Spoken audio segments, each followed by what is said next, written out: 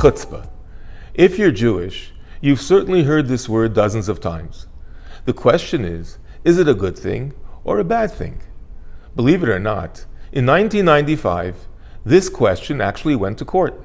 Chuck Schumer had commented that a certain exploitative lawyer had chutzpah, and that lawyer sued for over $100 million for defamation of character. The question on the table was whether it damages someone's reputation if you say they have chutzpah. Or in other words, is it always wrong to have chutzpah? The judge ultimately dismissed this lawsuit. He ruled that while chutzpah can be a negative trait, it is not necessarily one. If I may add, His Honor was on to a profound message. The Talmud tells us, Chutzpah afilu klape shmayim mahani. Chutzpah is effective even against God.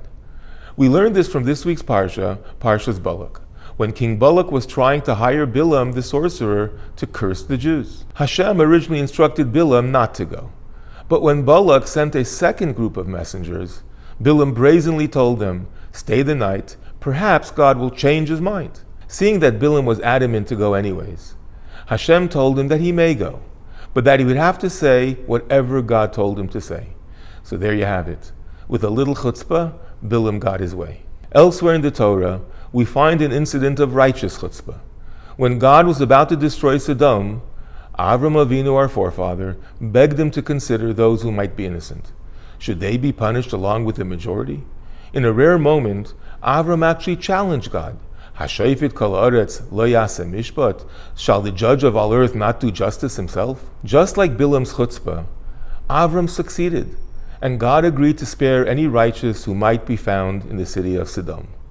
But if we take a closer look, we'll notice that Avram's chutzpah was fundamentally different than Bilam's. Bilam was motivated by greed, vindictiveness, and ego.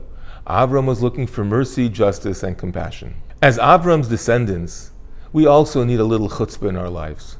But it has to be the right kind of chutzpah, the kind of self-confidence that allows us to accept impossible challenges and to refuse certain social conventions. The chutzpah to dismiss our hunger when non-kosher food is all that's available.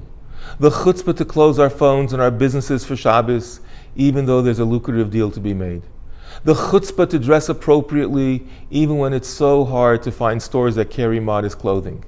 The chutzpah to walk down the street and ask Jews to put on tefillin or light Shabbos candles. And so then, the next time someone calls us a chutzpahniak, a mechutzif, we'll be able to smile and say, "Thank you for that compliment."